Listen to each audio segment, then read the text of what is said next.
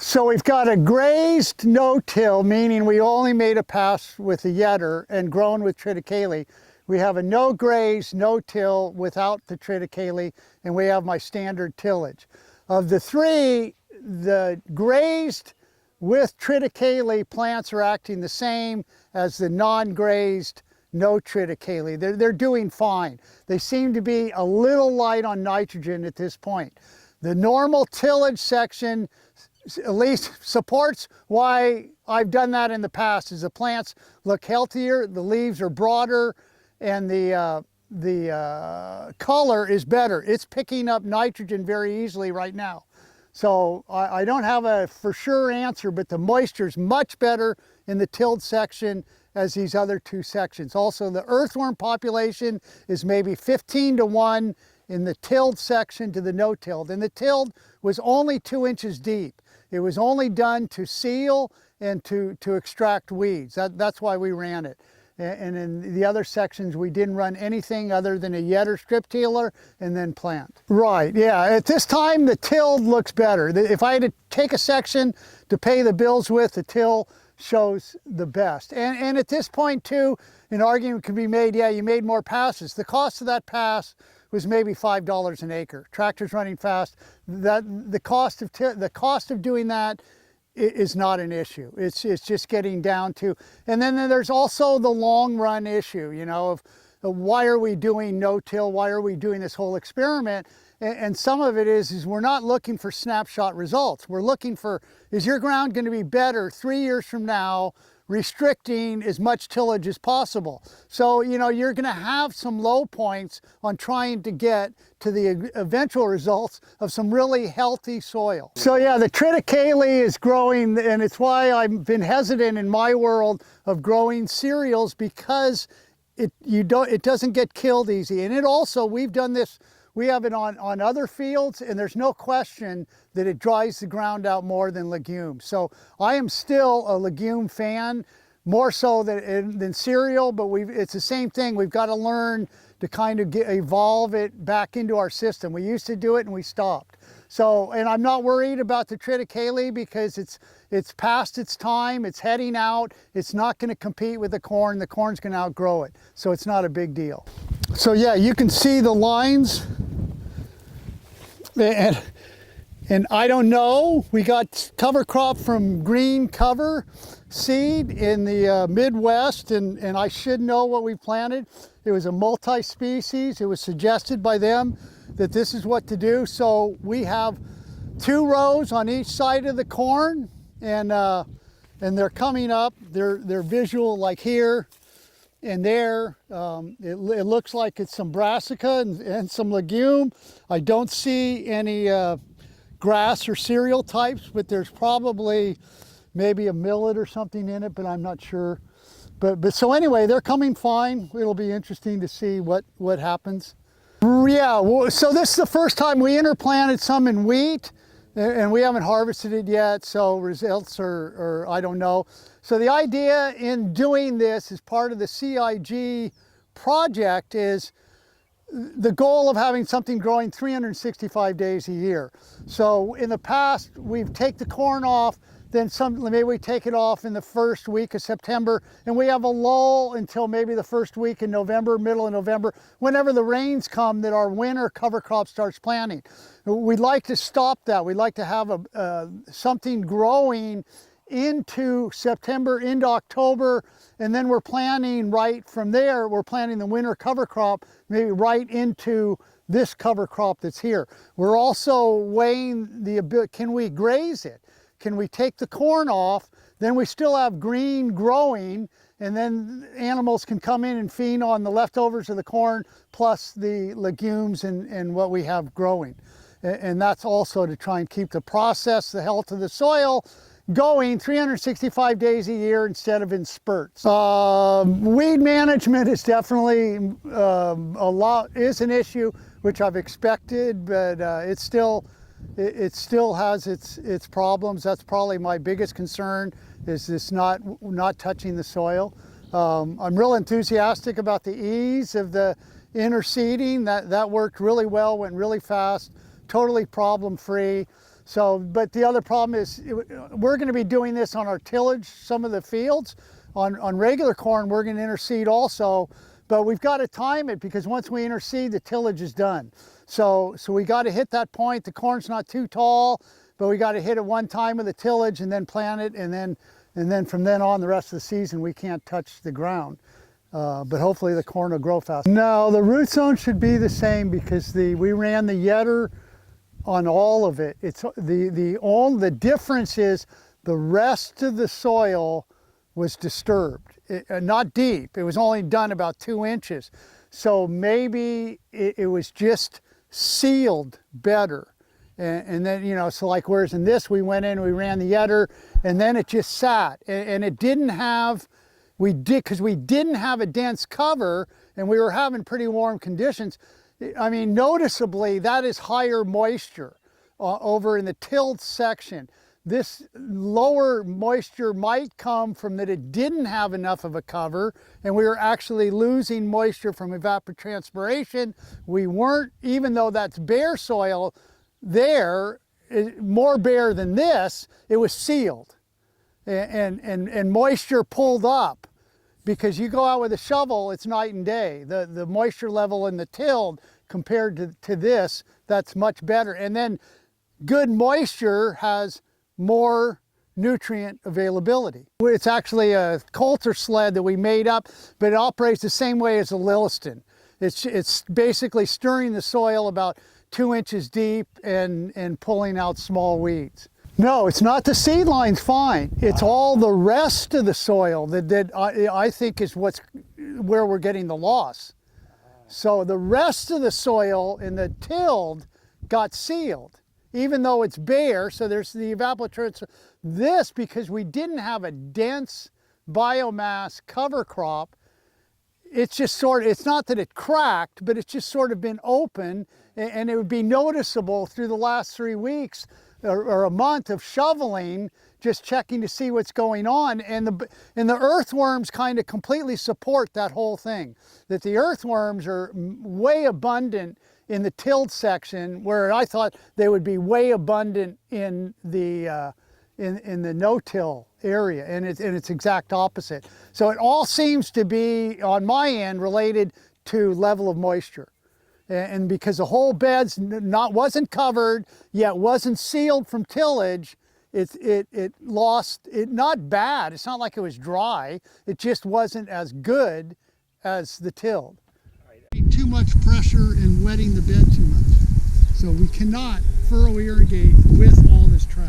All right, okay. So we will have to go through eventually and cut the sides off and mix the dirt with soil. All right.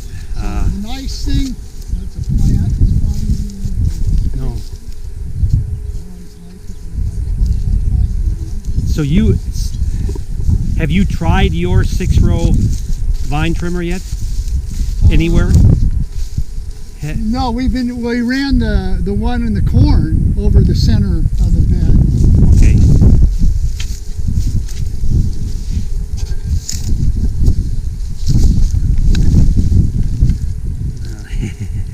Oh, well, you do have, there are worms. Yeah. Yeah. Yeah. So yeah, this worm population has been fine. Is this I remember this is a relatively new field that you've changed over? All right, okay. Yeah, that's right. So, well, but even on this, where this has gotten, this got like 3 inches of rain in 2 days, through 2.5 days, it's still, and this is all exposed, the dirt is still crumbling, okay? It hasn't sealed up. We've had a couple other fields that actually did, but this is still, this is in pretty nice shape. So again, you're come in with the vine trimmers, leave this sit like it is right now as long as you can. Try to knock back the weed or the regrowth here. We'll trim those back Yeah, maybe. And then clean up the furrows and clean up the shoulders of the beds. In 10 days or so, we'll just try and get more miles out of just leaving this be. Yeah, yeah. All right. Like, look at that. But what level of worry or concern do you have for this field? How acute or how bad? I'm not worried. No, because the plants are healthy. The shape's growing right. They're fine. Right. I mean, you know, it's just for us to figure out how are we gonna furrow irrigate it. That's gonna be a real challenge. But we're gonna do it. So with the strip till ahead of transplanting, you had no stand establishment, no problems getting the plants in. That was not an issue at all. All right. Yeah, no, I mean, all this is done so far this field. The only soil so far that's been broken on this field is this distance right there. Yeah. That's it. None of the rest of all the ground has been touched, and the tomatoes are growing fine. The tomatoes are growing as well or better than any of our fields that have had less biomass.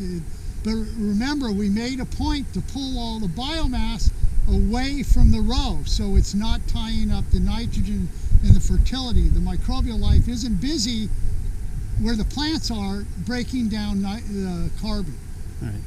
And all this, water hits this, I mean, look at right there, you're done. If it starts getting dragged down the row.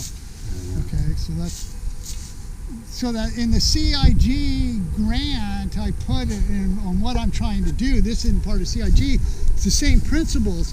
I'm saying I can't go not clean up the furrows. My energy, I'm saying I am going to till the furrows, I'm going to rip the furrows to be able to farm the way I want, but I'm going to make a concerted attempt to leave 60% to 65% of the bed basically unscabbed. Yeah. Everything's tracking well. First pass, all we want to do is stop that grass from growing, and then the finger weeders will be running in row, cleaning up all the small weeds. And then maybe in 10 days, that's when we're going to use the rest of the sled discs, cutting away some of the trouble in the furrows. You could use these right now if those tomatoes are big. Oh yeah, they run. Could you do them this also when the tomatoes are bigger? No, there's a limit. When they get too big, that's it. What is about too big? Too big's probably about a foot, about tall, yeah, all right, 8, 9 inches. Yeah, we actually need to replace two. No, I wish you're right. I wish we had these tools right now. All right, this is top of the beds as long as we're getting the cover and control on weeds. So we're running all, and this is not disturbance. Running the spinners is not disturbance. That's just cutting. And actually, to cut out all that volunteer grass that's coming. And it's just going to cut it down. It's going to grow back again, and we'll run this again, probably in 10 days. All right. Do you have any idea? Well, I mean, when the weather's good, but you don't know when this... No, actually, we were hoping to do a little test runs on it here while it's slow. And our slow has disappeared, and we're probably going to hit full blast on everything tomorrow. What's the name of this machine again? It's a Bourguin, B-O-U-R-G-U-I-N weed puller.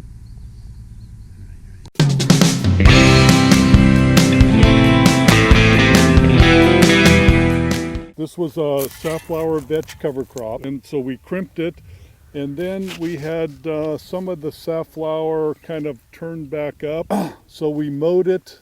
If we crimped it this way, then we mowed it the opposite with the flail mower, with the two-bed flail mower. So that's all we've done in here, and this field is just resting until we need it. And with the rain we got, it really, for situations like this, it really helped a lot because it got moisture back in the ground.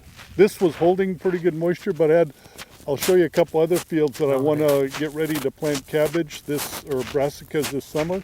Yeah. That now with the moisture there, we'll be able to run our vertical tillage tool quite nicely on it. This is a nice experiment just for having ground that normally would have just been fallow, but now it has some kind of shading and cover on it. But you know, the other thing that is remarkable or spectacular about this is that this is a far better I mean, there are some green plants growing out here, but this is not a bad kill overall, is it?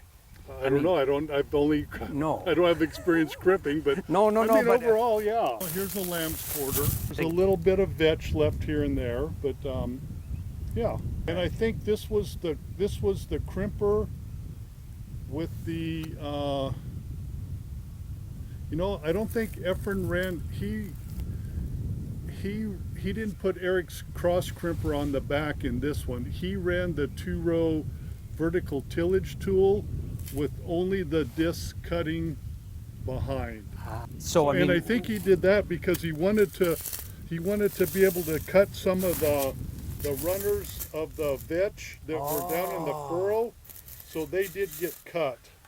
Because our problem with the crimper a little bit, and just learning about it, if we're crimping, yeah, and then you have whatever falls off the bed, yeah, the crimper doesn't get a good crimp. That's why I saw somebody put on, they made some wings that go down in the furrow that bolt on. I think it was the conventional folks. They had a little video of their crimper, yeah, no, kind of a right. homemade crimper, and they had little wings that went down, and that's a good idea. I like that idea. Well, I think if we have a field that's coming out of a cover crop,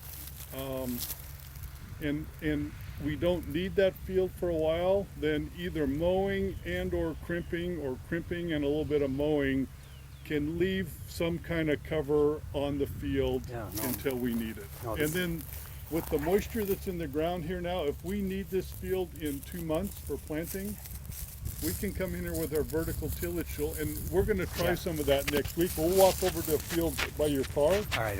But that one we're going to probably start vertical tillage tool in the next 10 days. That's you remember our just 2-bed vertical tillage tool? Yes, yeah. That's all it was. It's the straight coulters in the front and the wavy coulters in the back. All right, okay. And you think that had an effect on the Well, kill I here? think that helped with it helped with the vetch to just chop it up a little bit more. All right. Especially the stuff that had, see all this stuff that's down in the furrow? Yeah. You know, I assume some of that is vetch, but we're able to, we're still able to crimp some of it up here, but we were able to chop the stuff that would have been down in the furrow that wouldn't have been crimped. We were able to chop some of it. Phil, I this so far.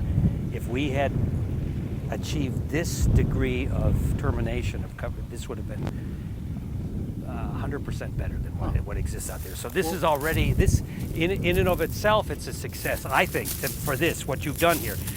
But you did not consciously or conscientiously time this, so you were waiting till it was mature, and you just went when you went. I wanted to do it before it got too dry. Okay, all right, yeah, that's easy. You know, and that's it's a learning process, because if you're just going to lay a field down to be to save it for later, if you let it get too dry, then it's a lot harder to manage. If you can keep some moisture in it, I mean, some of these fields that we got rain on this last week, and we're probably approaching 2.5 inches. You know, we would have started sprinkling those to get them just some moisture in where the vertical tillage tool would be able to work. Right. And especially if we need to run some chisels, because once they get dry, and you need to, the vertical tillage doesn't really cut well enough, so you need to break it up with some chisels. But if it's dry, then it tends to come up a little bit cloddy. Now here's something I haven't looked at, and you're going to be... I think I remember this field. I think you were here. All right. Holy smokes. Oh my goodness, Phil. So these are our 2 beds experimented where we only ran the crimper and strip tiller and planted. So we had 2 beds that we crimped, and then the other beds over there are ones that we did a little more, I forget what we did. We may have, I know we mowed it a couple times. But this is the residue left from, see, now we're set. We're going to pull these covers off probably next week and come in and just do some weeding around the, the strip till area. All we did was we ran the crimper with the cross crimper in the back, and then we ran the strip tiller to make a place for putting our watermelon transplants in.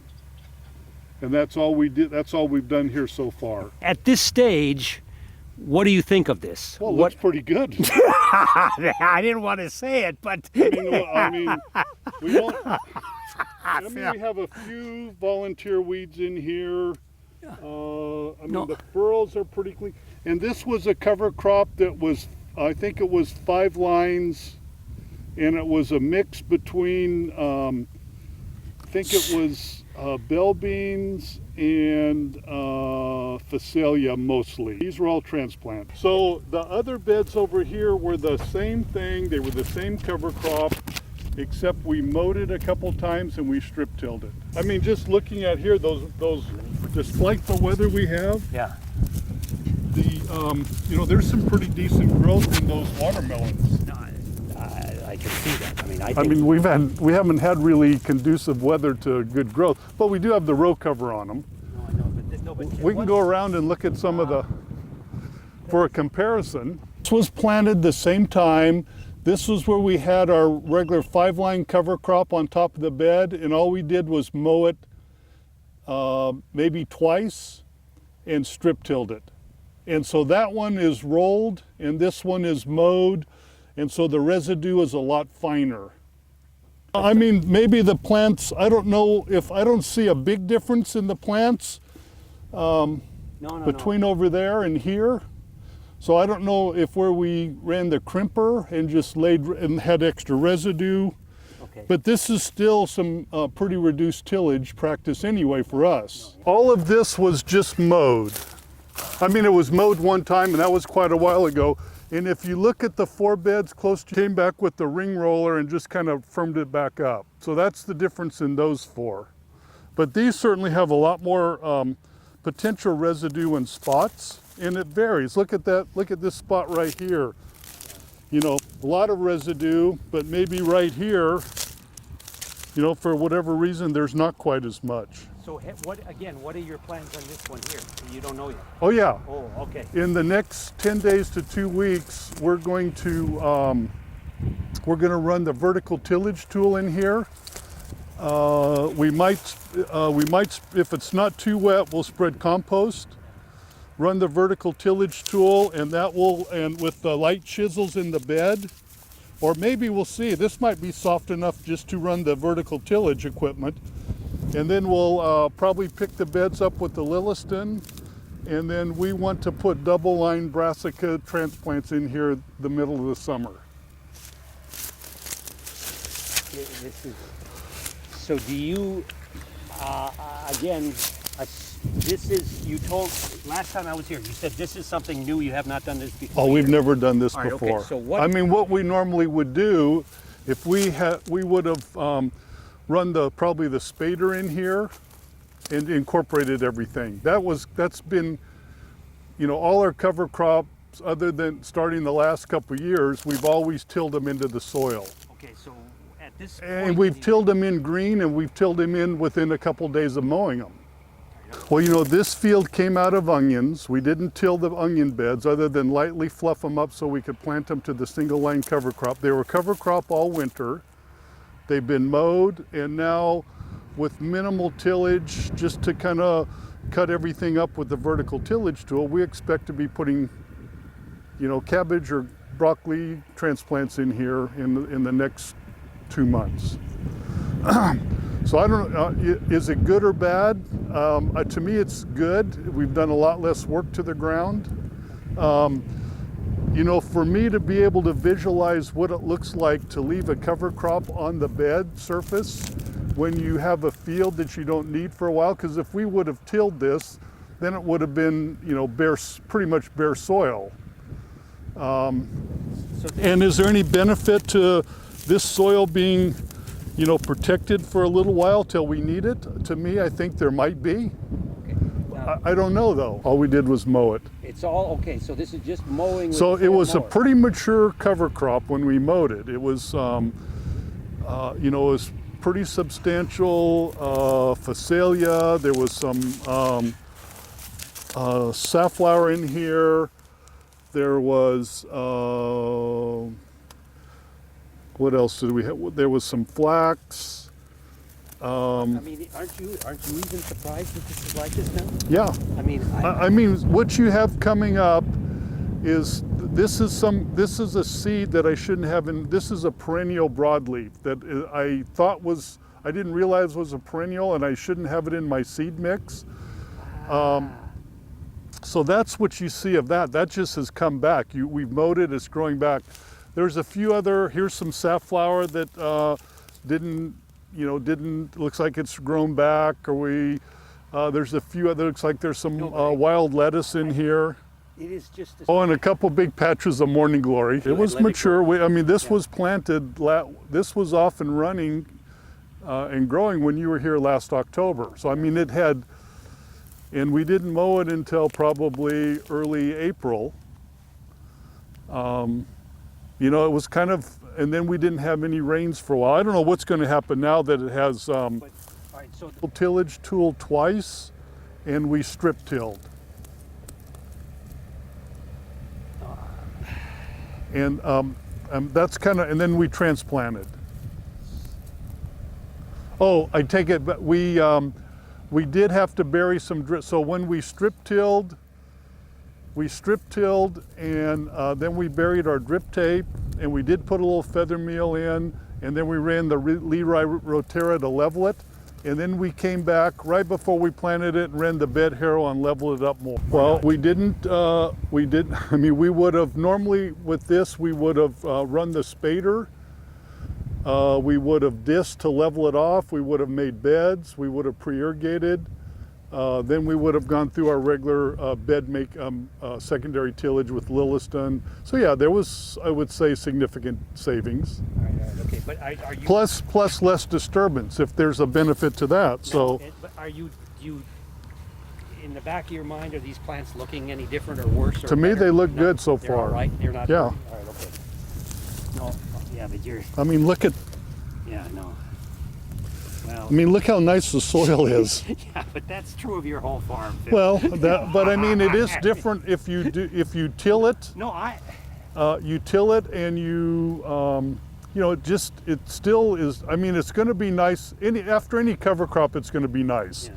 But is it going to be this nice? I don't think it's going to be quite this nice. It'll be nice, but not this nice. No, that's amazing. Then outstanding. Plus, look at this. Look at all the now.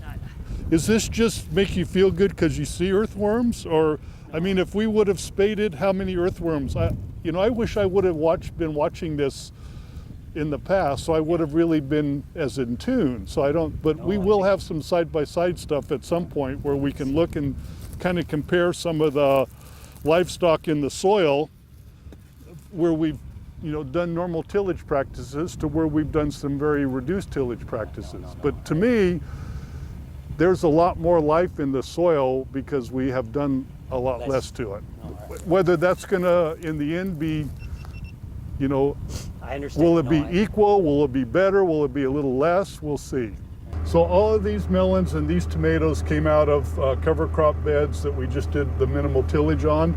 These ones, in some cases, this is where we ran the bed top mower. And then you can see kind of the bell beans that took a long time. Some of them died, some of them didn't. And what we did is we just ended up coming with bean knives from the side just to dislodge them. So those have been rooted. That's why they're just kind of killed lying on top of the bed. That's not a bad thing, I don't think. I think, but we have had quite a bit of weeding in here. This was the same thing. This was cover crop, where we mowed it, we just strip tilled it, we planted. Then we had some regrowth of the cover crop and some weeds in general coming off the bed. Not bad weeds, but then we did run our bed top mower here. And then after we staked our tomatoes, there was no equipment running in here. So we have gone through with weed eaters at least once and knocked them back. And then we've been through a couple times hand weeding. This is, we're going to more of our summer cover crop, which will be pearl millet, flax, phacelia,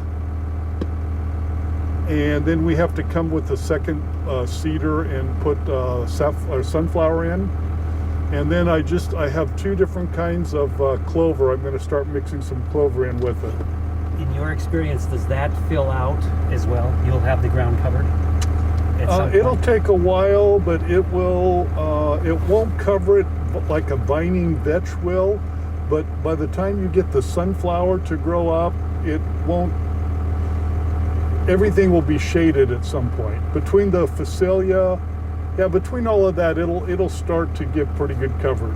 Maybe the furrows will not, have some light on them, but not a lot. By when? Late July or August or what?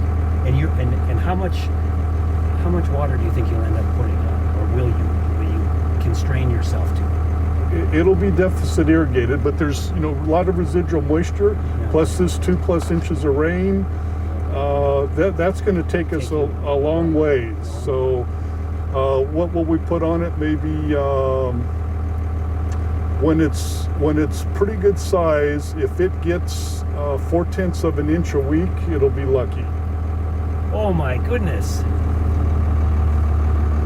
I mean, we can afford in the middle of summer when we're getting everything else, we can maybe afford 4 hours of drip irrigation on maybe a Sunday. Well, our drip tape puts out about 1/10 of an inch an hour, and I'm thinking maybe we'll get 4 or 5 inches a week on it. No, 4 or 5 tenths. I mean 4 or 5 hours. All right, okay, all right. Which should be 4 or 5 tenths of an inch. That's again an astonishing aspect of what you're doing here. No, all right. And if we get to where we don't have enough water, then we'll just mow it. And if it starts to regrow and we want to terminate it, we'll use the McElroy root cutters and just undercut them and dislodge them and let the foliage or the remaining part just sit on top of the bed.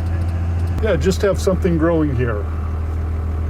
I mean, we have residual, it's early enough in the, still early enough with the residual moisture and a little bit of drip tape, single line. This will turn out to be a nice little cover crop. We'll have something here for 10 weeks probably, where if we didn't do it, we wouldn't have anything here growing. So the idea also is to keep a higher percentage of the year live roots and something growing where we can. And if we didn't do it with the drip tape and we were doing some other kind of irrigation, we probably wouldn't have the water to do it. So we had carrots planted here. 2 days after we dug the carrots, we had the beds kind of leveled off again, and we did single line cover crop.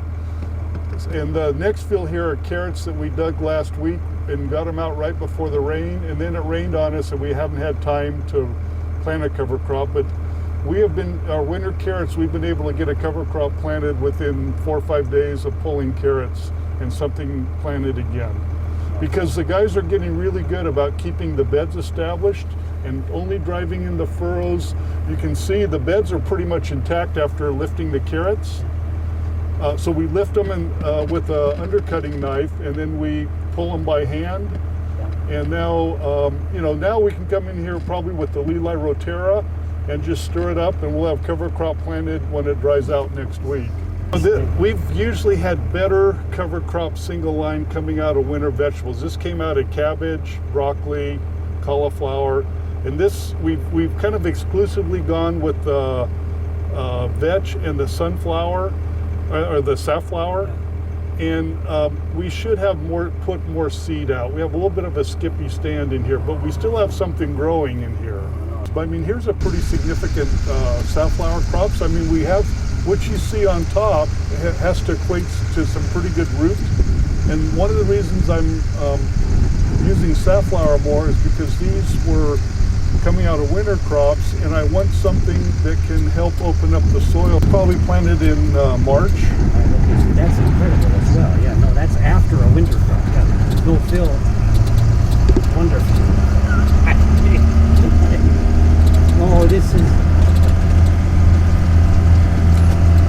These were other cover crops that came out kind of the same way. We actually had winter crops here that came out early.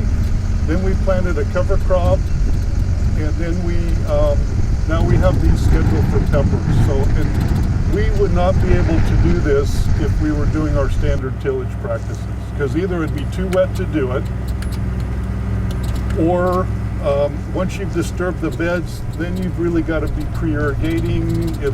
There's more time involved turning fields around than if you can just plant them and with the cover crop, and then try to incorporate the cover crop with some minimal tillage. Don't have that much water to be luxurious. Still, you're stretching the year-round cover. You're making that work. We are able to make it work because it's the single line with the drip tape, deficit irrigating. You know, this is going to have maybe 10 months before we plant something again, but it will have had 2 cover crops and will have been 2 single line cover crops. And we wouldn't be able to do this without the single line and the drip tape. Well, I mean, we've utilized them for a lot of years. We know how valuable they are. You know, if we're going to reduce inputs, then and if we're going to try to build the soil more, then the cover crops are essential. And we've got to find a way to do them. We've got to find a way to do them economically. We've got to fit them in as much as we can. And so some of these practices with the reduced tillage and the single line using drip tape, we can still get a pretty significant cover crop, as opposed to, you know, we used to drill most of our cover crops. They would be full. Those are maybe a little bit better, but not a whole lot better. And plus we didn't have the ability to control the weeds as well as we do with the single line, because we can do some minimal cultivation and knock a lot of weeds out. So we have our pole tomatoes planted in here. This was a cover crop on beds. I think we had brilliant, so we had a solid cover with phacelia and mustard. And then we also had some field peas, 2 lines planted on here. And then these 3 beds were mowed, probably, and we may have had some regrowth, and we mowed them again. And then we strip-tilled. And we actually strip-tilled twice just to make a nicer seed bed. And these 3 beds were actually crimped. And then we did come back and did maybe 3 or 4 weeks later and reversed direction mowed just to finish knocking out some of the plants. And mainly it was this area here on the shoulder of the bed that didn't crimp well when we ran the crimper, because this was just an 80-inch, it was an 80-inch crimper, and it did good on the bed top, but it didn't do good in here. So that's why we had to come back through and mow.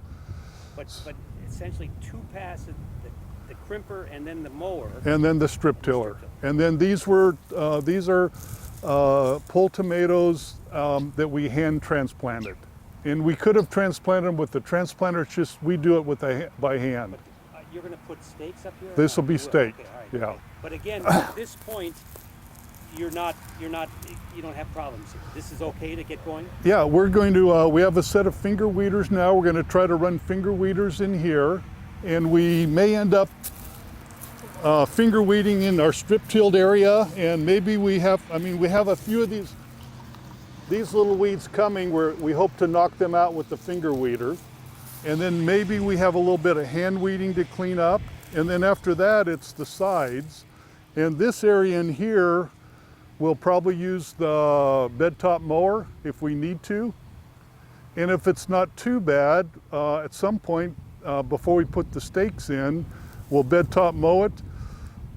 I'm not planning on doing anything else at this point. We could run some big lilistons on top of the bed if we wanted to just try to knock stuff down a little bit more, but at this point we're going to try to leave it. And once we stake it, then if we have a little bit of regrowth in here, we may run through with the weed eaters. We may come through and do a little hand weeding, but that's it. I have a set I just picked up today. Yeah, I bought some I from, didn't know that. well, I have the Skettle. Rubber yellow ones. Those, Yeah, there's Skettle, and then there's another brand called Cult. That's the kind that Scott has. Right. And I talked to the guy, he recommended, and there's a local place that's going to distribute them. Keithley Williams Seed Company. Well, I think you want to be big, and once your plants are kind of where they're established, then I think they can take that finger weeding, and you should be in here. You should be trying to get a weed like that. If you wait too much longer, those are going to they're going to have too big of a root system for the finger weeder to get them. And that's just my impression with that. I mean, I haven't run them yet, but that's what it looks like to me. Okay, this was the same field, only this section, all we did was run the crimper. We ran the crimper, Eric's crimper with the cross crimper in the back, and then we have come through and mowed the opposite direction for the same reason. These taller pieces on the side of the bed, we couldn't crimp good, so we did come through and mow them. So this is crimped and then mowed the opposite direction. That's all we've done here. And now at this point, we don't need this field for tomatoes. So I think what we're gonna do is we're gonna double strip till 2 lines here, and we're gonna transplant cauliflower here this summer.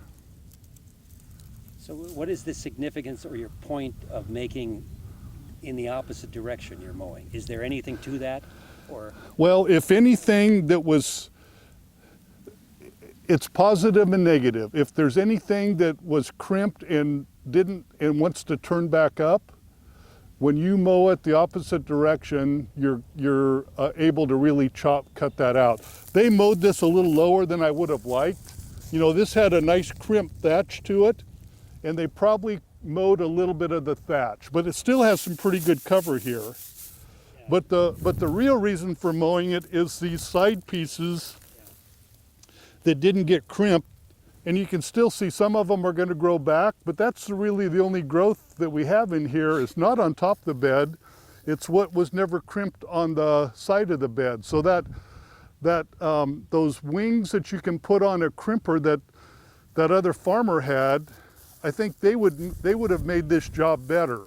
Well, this field hasn't been disturbed now for almost this is the second season it hasn't been disturbed, because it went from a cover crop to melons last year to leaving the same beds established and planting a cover crop and then doing the mowing or crimping and then planting tomatoes. And it looks like for us, we can do several of these cover crop to crop to cover crop to crop, and maybe to crop and cover crop again on 80-inch beds if we do if our rotation is melons to tomatoes, that's all kind of single line on the middle of the bed. And then we are going to have double line on these 80s with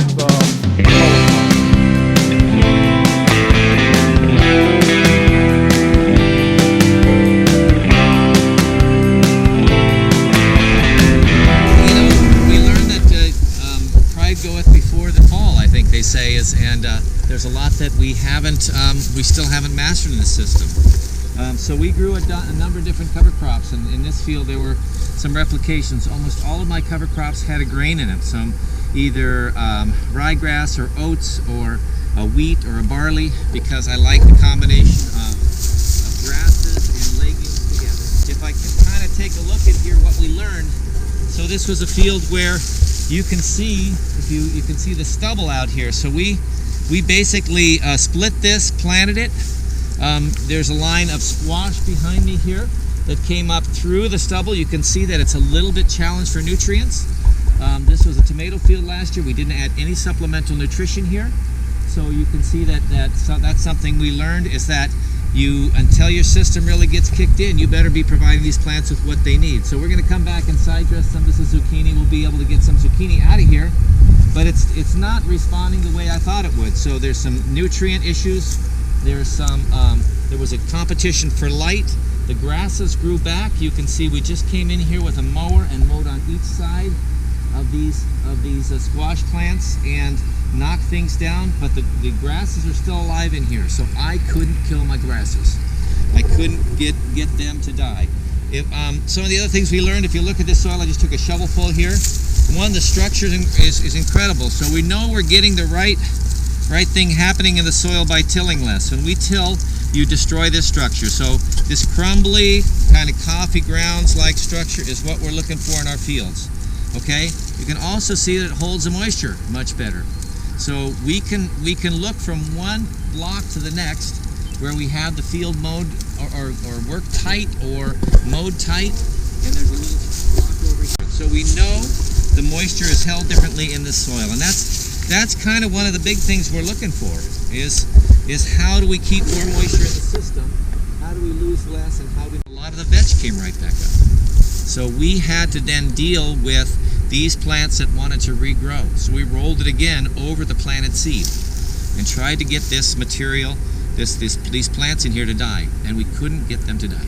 So, all right, this latest intervention here, was this actually with those spinners? Yes. All right, so I'll show you that how we set that up if you want. Yeah, so we then was that okay? Did that work all right? So we set up because we had oats growing this high again, regrowth oats, and we were very busy this spring, and I have to say that this field looks like it does because this is an experiment. Experiments get the last little bit of attention. We worked really hard to get the rest of our crops in. This one, watched oats get up about, they were probably about 2.5–3 feet high. You can see some along the edge of the field over here. You'll see some, that was the size of the cover crop. That had a lot of moisture in it. That's a wet part of the field. We just let that cover crop grow. We're going to harvest our seed. But you can see where we, where we mowed, the regrowth there is about 2.5 feet of grasses that are coming back up. And that's ryegrass over here coming back. This was all oats, and it was a beautiful stand of oats. But I didn't want to grow oats. I wanted to grow some squash. So then next door we tried, we came out over here and we planted melons and other things. A lot of these, there was something of a stand, but again, because we weren't right on it, we're saving a few lines that have melon plants on it. The soil was a little wet. We've had really cold conditions. Also, after we planted, that was an issue. So, the variables kind of begin to add up. When you don't have bare soil and you can control things, you have shading from things that are regrowing. You have regrowth because you've had rain. You have plants that like to thrive in cold weather, like grasses and vetches and things. And it was a little cold for my seed to emerge. So all those things kind of combined to make this a really kind of challenging year.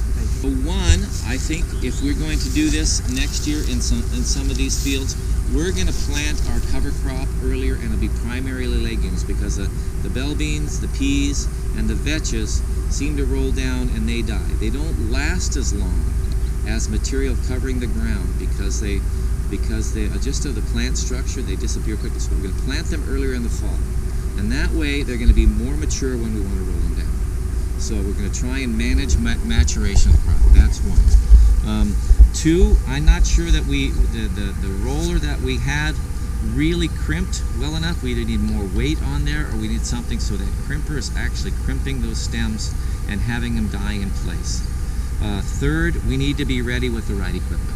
So we were putting things together as the season progressed, trying to get splitters. I mean, we basically bought some tools at an auction that we ended up being critical parts of what we did. Because I didn't have those things, I didn't quite know my steps here to do vegetables in this system. So being ready with the right equipment is really, really, really critical. And then fourth is having everybody on board. This is an experiment that involves the whole farm. And there's risk here at the whole farm. And so I have to have buy-in from folks. And so we have spent more time this year talking about soil structure, walking around with a shovel, taking a look at moisture, trying to get everybody's head in the game here so that we have everybody believing that this is a possible system here that we may save us in the long run, moisture, labor, and just a lot of things.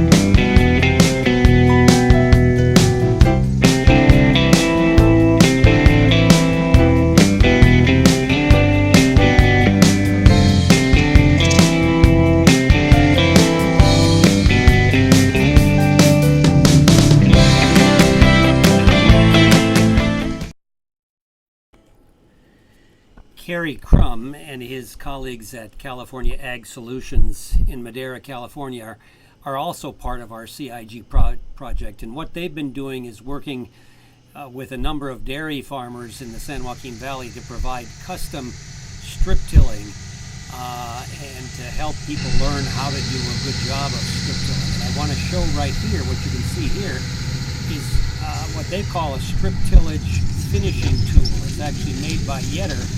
And what it does is it comes after the original strip till pass. It is usually followed by a pre-irrigation.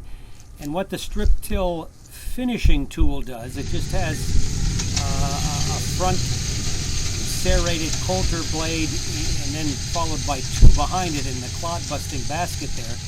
But it creates a very nice fine seed bed ahead of planting corn. So I just wanted to let some of the CIG folks see what Kerry Crum and California Ag Solutions are doing with respect to really state-of-the-art strip till implementation and the provision of service to farmers down here for strip tilling.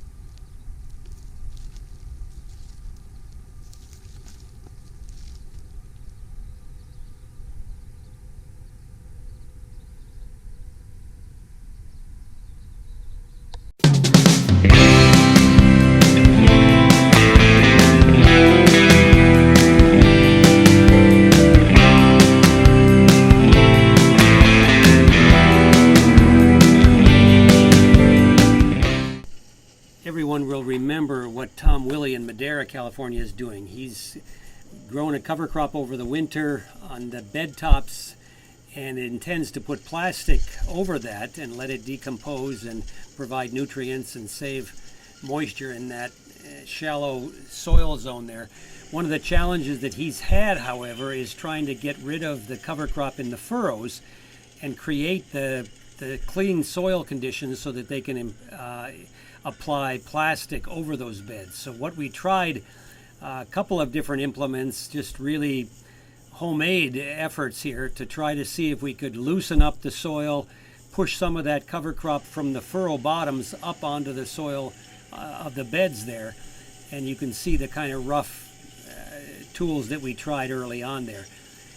We also brought the Yetter, the Orthman 1 tripper over there to try to do this same operation. So that's where things are with Tom right now.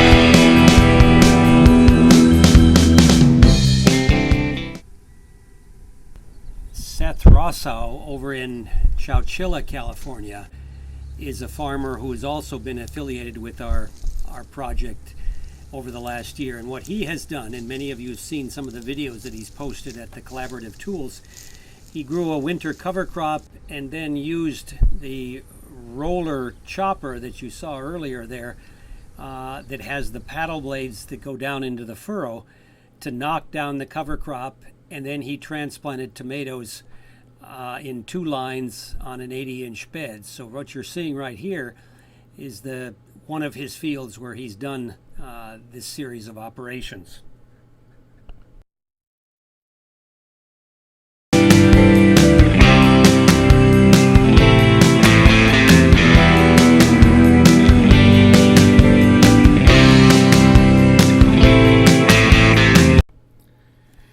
Rick Adams down near Laton, California, which is just near the border between Fresno and Kings counties, is also a project partner on our CIG effort.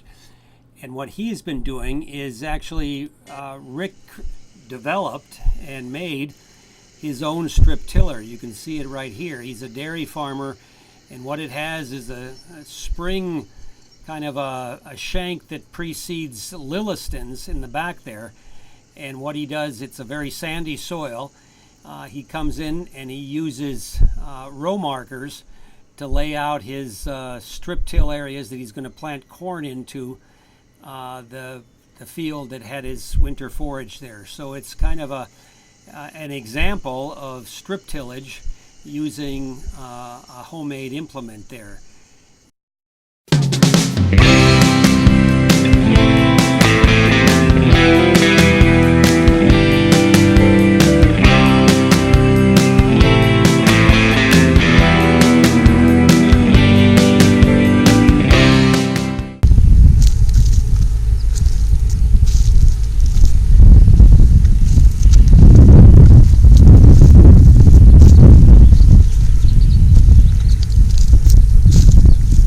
Here we come. Here it is. There are tomatoes out there. Okay. There is residue out there. But this is not easy, folks. Okay, you can laugh. Go ahead. Go ahead. Here we go.